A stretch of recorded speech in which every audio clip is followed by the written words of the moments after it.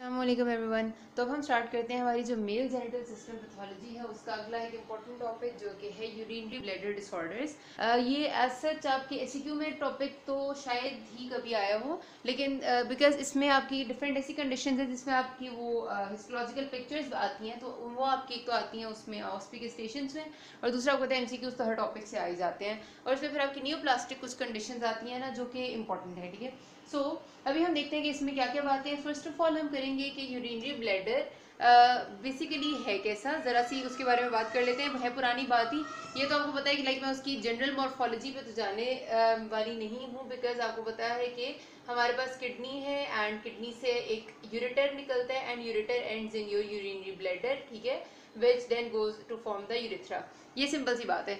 Urinary bladder की अगर हम बात करें तो जो इसका एपिथेलियम लाइनिंग है जिसको हम यूरोथीलियम कहते हैं, that is a type of transitional epithelium. आपको याद होगा, ये आपकी पुरानी बात है which you might have read in your anatomy, कि हमारे पास ट्रांजिशनल एपिथेलियम होता है। उस ट्रांजिशनल एपिथेलियम का फायदा क्या होता है? उसका फायदा ये होता है कि हमारे पास जब कभी भी ये यूरिनरी ब्लैडर डिस्टेंड होना होता है तो उसके सेल्स आपस में वो इसके सेल्स होते हैं ट्रांजिशनल एपिथेलियम के, वो इस तरह से होते हैं, एक दूसरे के ऊपर ऊपर नीचे चढ़े हुए सेल्स होते हैं, लाइक इस तरह रेस्टिंग स्टेज में ना एक दूसरे के ऊपर आए हुए होते हैं जब वो रेस्ट पे होता है। ये इसलिए होता है कि जब ये डिस्टेंड करेगा यूरिनरी ब्लैडर तो क्या होगा, सारे सेल्स एक सीधी लाइन में आ जाएंगे इस तरह से, और हमारे पास जो जगह है इसकी सारे के सारे ब्लैडर की वो बड़ी हो जाती है। तो इस तरह का एपिथेलियम जो ट्रांजिशन कर ले पहले सिंपल लाइक ऐसे क्यूबॉइडल टाइप एरिया से, या फिर इस तरह के सेल से जो एक दूसरे के ऊपर चढ़े हुए हैं जिन्होंने एक दूसरे के ऊपर रश किया हुआ है, उससे वो एक सिंगल लेयर में लाइन अप हो जाए और जगह जो है वो इंक्रीज कर दें, बिकॉज जब यूरिन कलेक्ट होता है तो इसका साइज इंक्रीज हो जाता है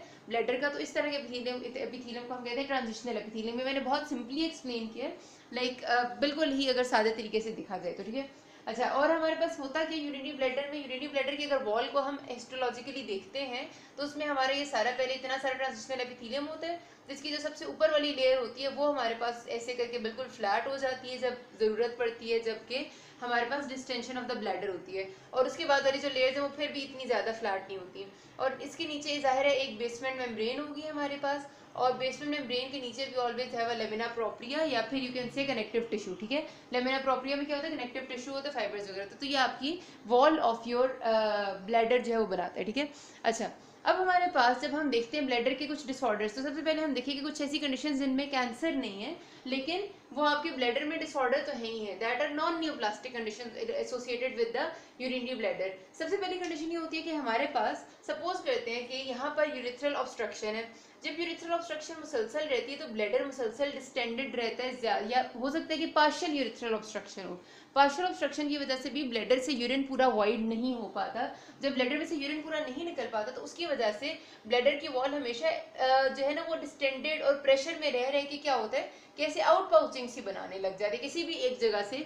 किसी भी वो जगह स्पेशली फेवरेबल जगह होती है जहाँ पर प्रेशर ज़्यादा पड़ रहा है, ठीक है। तो जहाँ पर प्रेशर ज़्यादा पड़ रहा है वहाँ पर ऐसे ब्लैडर की वॉल में आउट पाउचिंग जो बाहर की तरफ निकलने लग जाती है, ठीक है, उसको हम कहते हैं ब्लैडर डाइवर्टिकुला, ठीक है।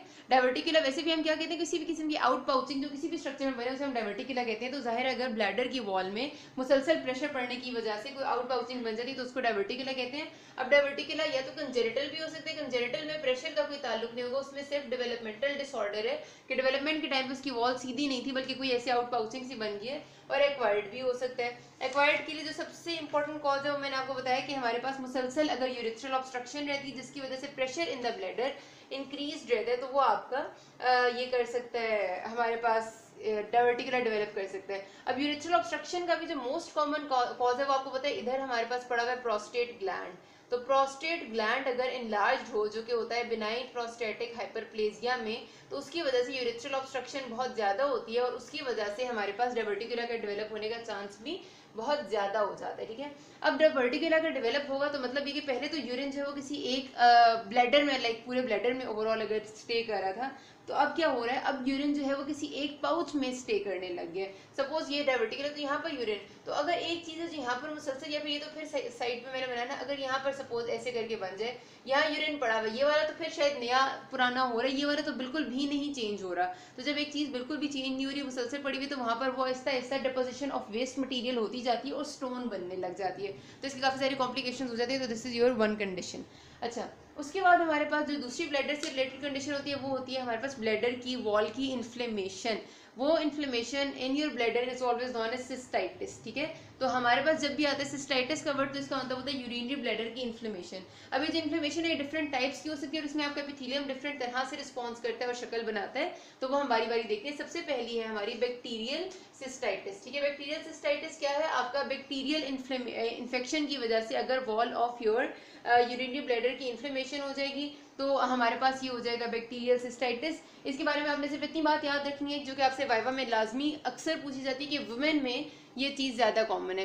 वुमेन में ये क्यों कॉमन होती है, उसकी 3-4 रीजंस होती हैं। हमेशा जो ब्लैडर रिलेटेड डिसऑर्डर्स है ना वो वुमेन में कुछ डिसऑर्डर्स ऐसे जो ज़्यादा कॉमन होते हैं, और उसकी ज़्यादा कॉमन होने की वजह ये होती है कि first of all we have a short urethra, ठीक है। यूरिथ्रा की लेंथ बहुत शॉर्ट है तो बाहर से बैक्टीरिया का अंदर की तरफ आके हमारे ब्लैडर को इन्फेक्ट करना आसान है। दूसरी इंपॉर्टेंट बात यह है कि यूरिथ्रा के बिल्कुल करीब ही हमारे पास वजाइनल ओपनिंग है, तो वजाइना में नॉर्मल बैक्टीरियल फ्लोरा प्रेजेंट है। अब वो जो नॉर्मल बैक्टीरियल फ्लोरा है वजाइना के लिए तो वो नॉर्मल है, जिस तरह हमने पढ़ा हुआ है कि कैंडिडा जो है वो नॉर्मली प्रेजेंट होता है वजाइना में। तो अगर वो वहां से ट्रेवल करके आपके यूरिथ्रा से यूरिथ्रा तक आ जाए और वहां से ऊपर चल के आपके ब्लैडर तक आ जाए तो वो आराम से ब्लैडर का इन्फेक्शन कर सकता है। तो इस वजह से ये भी आपका बहुत ज़्यादा सपोर्टिव होता है for your recurrent bacterial infections, ठीक है। तो ज़्यादातर जो है यही कॉज होती है हमारे पास कि वजाइनल इन्फेक्शन या वजाइनल बैक्टीरिया जो वहाँ पर लोकल थे वही इन्फेक्शन कर देते हैं, ठीक है। अच्छा, ये होगी हमारे पास जो है वो causes of your bacterial cystitis. और बैक्टीरियल सिस्टाइटिस को जाहिर सी बात है एंटीबायोटिक्स देंगे तो ट्रीट करना पड़ेगा। दूसरा हमारे पास जो सिस्टाइटिस का एक होता है पैटर्न, वो होता है हमारा हेमोरेजिक सिस्टाइटिस। हेमोरेजिक सिस्टाइटिस नाम पता चल रहा है कि ऐसा इन्फेक्शन जिसमें आपके यूरिन में ब्लड शामिल हो रहा है और जब यूरिनेशन पे ब्लड इन यूरिन आएगा, ठीक है। अच्छा, ब्लड इन यूरिन या हेमोरेजिक सिस्टाइटिस क्यों होता है? अब यू नो कि जाहिर है एक हमारे पास अगर ये यूरिनरी ब्लैडर है तो यूरिनरी ब्लैडर की कोई ना कोई ब्लड सप्लाई भी है, ऐसे ही है। वो ब्लड सप्लाई इसकी वॉल में आकर सप्लाई कर रही है। अगर हम कोई ऐसा काम करें कि जो वेसल्स सप्लाई कर रही हैं यहाँ पे उनकी डिस्ट्रक्शन हो या फिर वो फटें या फिर वो लीक हो, जब वो लीक होंगी तो क्या होगा कि इसकी वॉल में सारा का सारा ब्लड लीक आउट होना शुरू हो जाएगा, और जब वॉल में लीक आउट होगा तो डेफिनेटली वो ब्लैडर में भी आ सकता है। या फिर ऐसा भी हो सकता है कि पीछे जो यूरेटर है या पीछे किडनी जो है वहाँ पर कोई प्रॉब्लम चल रही है जिसकी वजह से जो ब्लड है वो भी फिल्टर होके हमारे पास आ रहा है साथ यूरिन में, और वो यूरिन जब ब्लैडर में आ रहा है तो है वो पीछे की कंडीशन को अभी से रिलेट नहीं करना, बिकॉज इस वक्त हम ब्लैडर का डिसऑर्डर पढ़ रहे हैं। तो ब्लैडर का डिसऑर्डर जो है वो यही हो सकता है कि हमारे पास जो vessels in your bladder wall है वो डिस्ट्रॉय हो और उसकी वजह से ब्लड जो है वो आपके इधर ब्लैडर में आने लग जाए।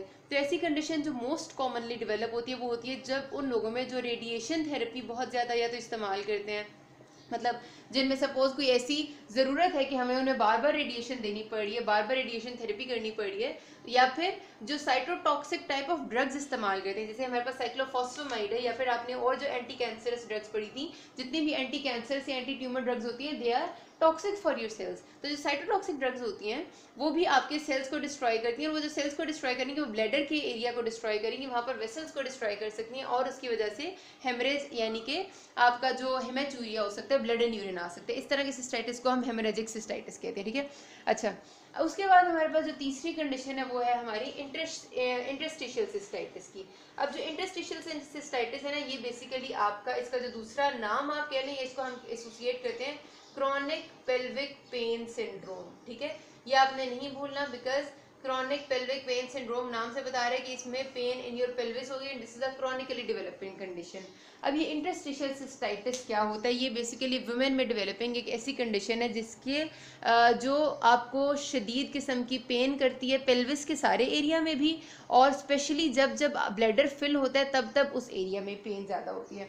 अब ये डेवलप कैसे होती है?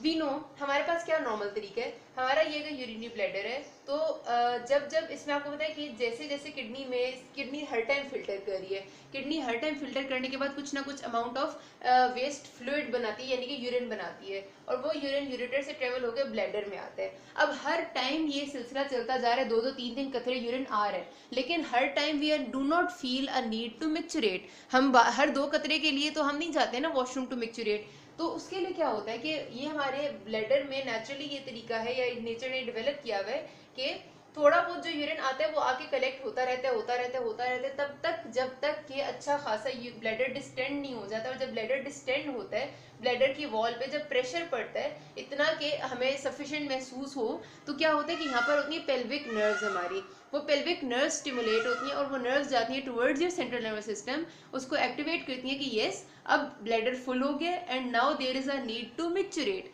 और उस टाइम फिर हमारे पास डिपेंड करता है कि अगर फीजिबल कंडीशंस होती हैं तो वी गो एंड फिर हम जो है वो हमारा वॉलंटरी कंट्रोल में होता है कि हम रिलैक्स करते हैं स्फिंक्टर को एंड मिक्चुरेशन होती है। ये नॉर्मल प्रोसेस है। अगर हमारे पास कोई भी ऐसी रीज़न हो जिसकी वजह से हमारी ये जो पेल्विक नर्व्स हैं, ये जो पेल्विक नर्व्स हैं जो आपका मैसेज लेके जा रही हैं टुवर्ड्स योर ब्रेन के अब मिक्चुरेट करना है, अगर इनकी प्रॉब्लम हो या इनमें नॉर्मल ना रहें, या फिर ऐसा हो कि पेल्विक नर्व्स जो है मोर सेंसिटिव हो जाए, या फिर ऐसा हो कि ब्लैडर की वॉल की इरिटेशन ज़्यादा हो जाए, ठीक है, कोई भी ऐसी कंडीशन अगर डेवलप हो जाएगी तो पेल्विक नर्व्स अपने जिस टाइम पे उन्हें मैसेज लेके जाना चाहिए था नॉर्मली, उससे पहले ही मैसेज ले जाएंगी टुवर्ड्स योर ब्रेन, ठीक है। मतलब ये कि उन्हें मैसेज लेके जाना था जब ब्लैडर ने पूरा फुल हो जाना था, जब ब्लैडर अच्छा खासा फुल हो जाता है, जब वॉल पे प्रेशर पड़ता तब पेल्विक नर्व्स को एक्टिवेट होना चाहिए था।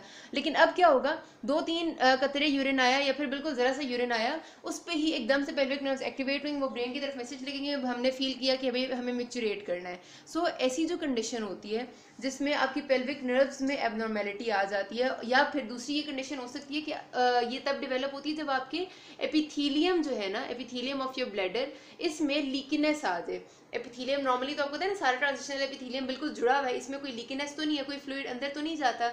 अगर ये लीकी हो जाता है तो फ्लूइड यानी यूरिन अंदर जाने लग जाता है, पेनिट्रेट करने लग जाता है, जो इरिटेशन इन द वॉल करता है। ये इरिटेशन इन वॉल आपकी पेल्विक नर्व्स को बार बार स्टिमुलेट करती है, और जब पेल्विक नर्व्स जरा से यूरिन पे एकदम स्टिमुलेट होंगी तो बार बार there will be a frequency and urgency to urinate. तो उसमें थोड़ा थोड़ा सा urine, even up to 60 times in a single day patients जो है वो यूरिनेट या मिक्चुरेट करते हैं, थोड़ा थोड़ा सा यूरिन, ठीक है, 60 टाइम्स भी होता है जो कि बहुत ज़्यादा है, ठीक है। सो ऐसी कंडीशन डेवलप हो जाती है हमारे पास, इसको हम कहते हैं interstitial type of cystitis. Interstitial cystitis के लिए फिर we have to go for the cause के भी क्या डेवलपिंग कॉज थी। अभी मैं इसको कंटिन्यू करती हूँ नेक्स्ट वीडियो में। अभी तक कोई भी मसला हुआ you can ask me. Thank you.